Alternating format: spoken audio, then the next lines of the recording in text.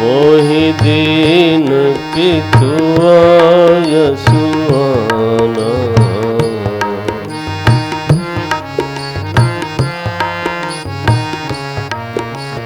बरस चारि दस बासु बन,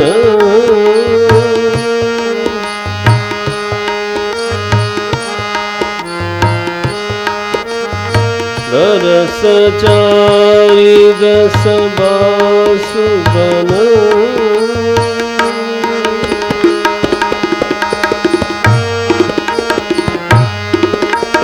मुनि व्रत बेशु आहारु,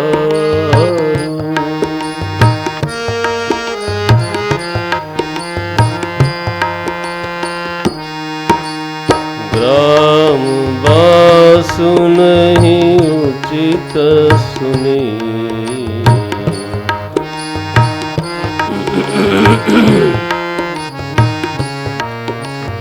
दुहि भयउ दुख भारू,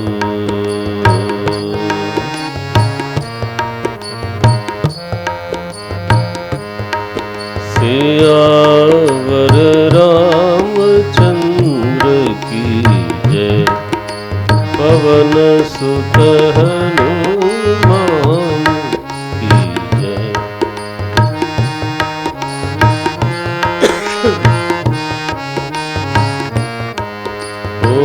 उमापति महादेव की जय।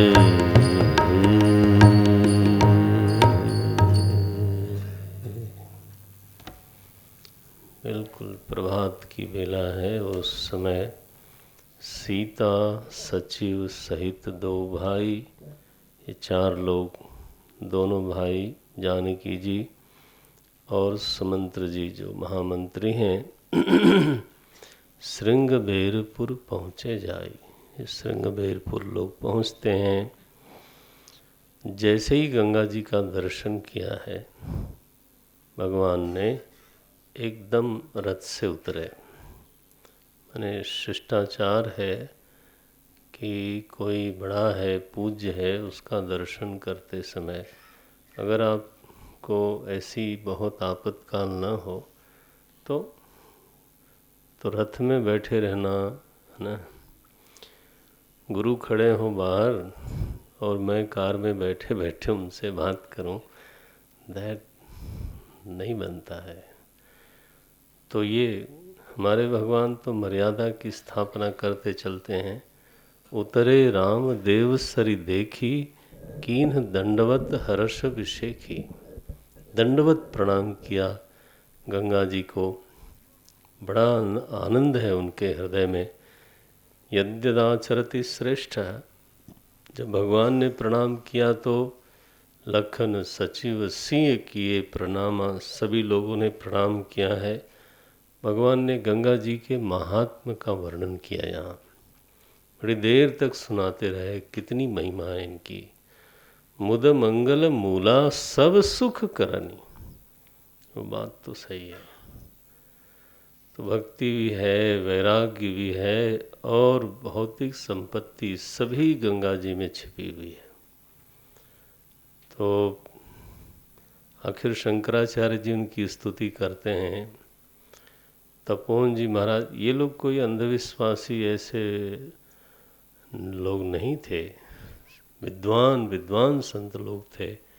कुछ तो बात है।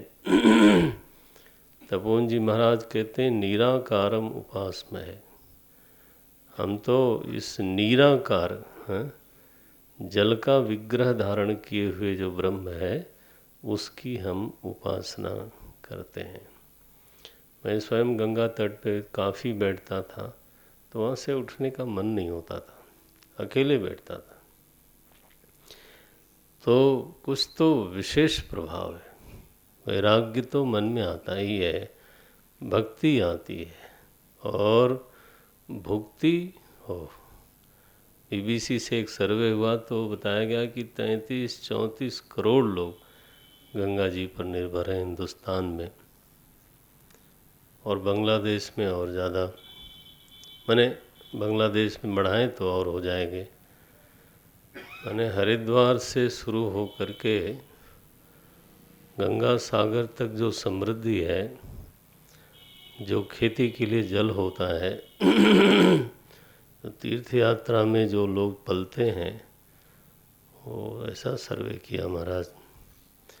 तो बोले सब सुख करनी, ऐसा महात्म पहले प्रकाश करके फिर स्नान किया है और तट पे बैठे हैं। श्रृंगबेरपुर में हम गए, वहाँ गंगा जी बहुत चौड़ी हैं लेकिन बहुत गहरी नहीं है।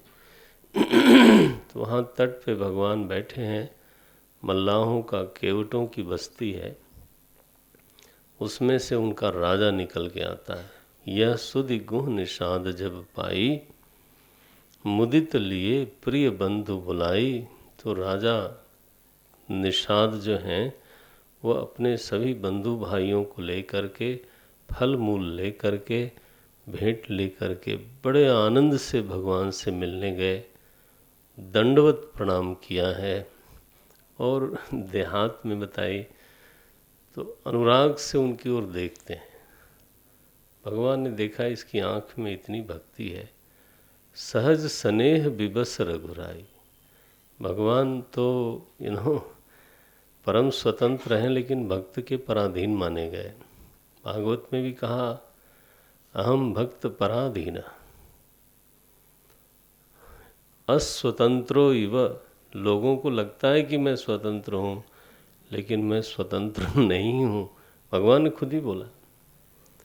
तो बोलते हैं यहाँ पे, सहज स्नेह विबस रघुराई, पूछी कुशल। कुशल क्षेम पूछा, पास में बैठाया। निषाद राज कहते हैं, देव ये धरती, ये धाम, ये नगर, ये पुर और हमारा सारा परिवार, हम सब आपके हैं। आप चलो नगर में प्रवेश करो। आज मेरा इतना मान बढ़ाओ कि देवता लोग मुझसे ईर्ष्या करें। थापी जनु सब लोग सिहाऊ। सिहाऊ माने सब लोग ईर्ष्या करें कि इसका भाग्य देखो, सब आपका है, मेरा है ही नहीं। मैं तो आपका प्रतिनिधि होके, आपका एक तरह से न्यासी होकर के यहाँ निवास करता हूँ, न्यासधारी हूँ। मैं तो केवल ट्रस्टी हूँ, मालिक तो आप ही हो, ये मैं पक्का जानता हूँ। भगवान ने ये नहीं कहा कि तुम्हारी बड़प्पन है तुम्हारा, नहीं, बोले कहे सत्य। संपत्ति को लेकर कर अगर ये भाव बना रहे कि है तो वो प्रभु की, मैं उसका एक ट्रस्टी हूँ, न्यासी हूँ, बोले ये सही दृष्टि है। कहो सत्य सब सखा सुजाना, तुम्हारा ज्ञान अच्छा है, लेकिन पिताजी ने मुझे कुछ आज्ञा दी है और वो मैं आज्ञा अक्षरशः पालन करने वाला हूँ। ये नहीं कि पीठ पीछे जरा चलता है, नो चलता है। बरसी 410 बासुबन, 14 वर्ष का वनवास दिया है। मुनि व्रत, मुनि का व्रत मुझे निभाना है। वेश भी उसी का होगा, आहार भी उसी का होगा। मुनि का व्रत होगा, मुनि का वेश होगा, मुनि का आहार भी होगा। इसलिए मैं गांव में रहूं, ये बात ठीक नहीं होगी। ग्राम बास नहीं उचित सुनी, गुहहि भयो दुख भारू। बड़ा दुख हुआ निषाद राज को कि मेरे प्रभु को वनवास हो गया, ऐसा कैसे हुआ। लेकिन वो विघ्न नहीं डालता उनके व्रत में। वो ध्यान करता है कौन सा वृक्ष है जिसके नीचे आज भगवान शयन करेंगे। तो एक शिंशुपा वृक्ष है गंगा जी के तट पे, बड़ा घना वृक्ष है। वहाँ निषाद राज ने कोमल कोमल शैया बनाई, सांथरी लगाई, भगवान को ले गया। बोले प्रभु आज रात्रि यहाँ ठीक रहेगी? बोले बिल्कुल ठीक रहेगी, यहाँ सब सुविधा है, एयर कंडीशन है। 1-2 रात पहले भगवान राजमहल में सोते थे। He is not even acclimatise. लेकिन बताओ, ऐसी एक्सेप्टेबिलिटी है, पावर टू एक्सेप्ट एनीथिंग, ये बहुत बड़ी शक्ति होती है। भगवान ने कहा सब सुपास, बहुत अच्छा है। जानकी जी के साथ उस शैया पे भगवान रात्रि को शयन करते हैं। पहले संध्या वंदन किया, अपनी दिनचर्या नहीं छोड़ते। फिर तो फलाहार हुआ, दोना भरी भरी राखे सी पानी, तो गिलास में पानी नहीं दिया, दोने में पानी दिया। भगवान बड़े प्रसन्न उसकी सेवा से। सो गए दोनों लोग। लक्ष्मण जी रात्रि में जगते हैं, 14 वर्ष रात्रि में सोते नहीं, पहरा देते हैं। अपने मालिक को जंगल में छोड़ देना, वो निश्चिंत सोएं, कोई हिंसक जीव जंतु जन कोई आक्रमण न करे, मेरी जिम्मेदारी है।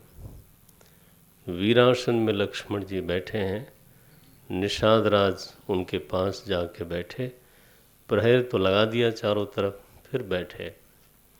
और यहाँ एक बड़ी ज़बरदस्त चर्चा हुई। पूरी रात्रि में लक्ष्मण जी आज गुरु की भूमिका में हैं और निषाद राज शिष्य की भूमिका में है। वैसे तो जनरली लक्ष्मण जी उत्तेजित से दिखाई देते हैं, लेकिन नहीं, वो ऐसे सदगुरु के रूप में यहाँ प्रकट होते हैं। क्योंकि निषाद राज के सामने एक परिस्थिति है कि भगवान सो रहे हैं साथरी पर, जानकी जी के साथ सो रहे हैं, तो वो इस परिस्थिति को एनालाइज करता है कि बताओ, जानकी जी के पिता इतने बड़े, राम जी के पिता इतने बड़े बड़े संबंधों वाले ये लोग, फिर ये सोते हैं जानकी। ये निश्चित रूप से विधाता बाम है। पिता जनक जग विदित प्रभाव, ससुर सुरेश सखा, जानकी जी को लेके सोचता है। ससुर सुरेश सखा, इंद्र के मित्र हैं महाराज दशरथ, वो ससुर हैं। जनक जी इनके पिता हैं, विदेहराज। रामचंद्र पति सो वैदेही सोवत मही, विधि बामन के ही। ये विधि जो है ना, ये दाएं बाएं होता रहता है। तो पहले उन्होंने अदृष्ट को खोजा, ये विधाता ऐसा करता है। फिर बोले सिय रघुबीर की कानन जोगु, योग्यता से तो ये हो नहीं सकता, ये तो कर्म प्रधान विश्व, कर्म प्रधान सत्य सब कह लोगु। लोग ठीक ही कह रहे हैं कि कर्म ही प्रधान है। योग्यता कई बार मारी जाती है, कर्म उसको दबा लेता है। पहले का किया हुआ कर्म आज की योग्यता को दबा लेता है। तो दो बात हो गई, एक तो अदृष्टवाद, दूसरा कर्मवाद। और निषाद राज तीसरा बात बोलते हैं, कई कई नंदिनी मंदमती, कठिन कुटिलपन कीन। एक कैकेयी जो है कुटिल है, इसने सुख के अवसर पर दुख दिया। इसको बोलते हैं प्रत्यक्षवाद। एक ही परिस्थिति है, अदृष्ट को भी उसका जिम्मेदार मानते हैं निषाद राज, कर्म को भी जिम्मेदार मानते हैं, और प्रत्यक्ष में कैकेयी को भी जिम्मेदार मानते हैं। एक ही कार्य है तो कारण भी एक होना चाहिए था। लक्ष्मण जी ने देखा कि भगवान का इतना बड़ा भक्त है ये, लेकिन इस समय विभ्रम में दिखाई देता है। इसको ये विवेक नहीं है कि असल में कारण कौन है। तो वात्सल्य भाव का उद्रेक हुआ उनके हृदय में, और उन्होंने फिर निषाद राज को उपदेश देना शुरू किया। कोई गूढ़ है तो कल देखेंगे इसको, कल यहीं से शुरू करेंगे। इसको लक्ष्मण गीता के नाम से लोग प्रसिद्ध मानते हैं। कल यहाँ प्रातःकाल चर्चा करेंगे, आरती करें। शीघ्रम आयान्तु।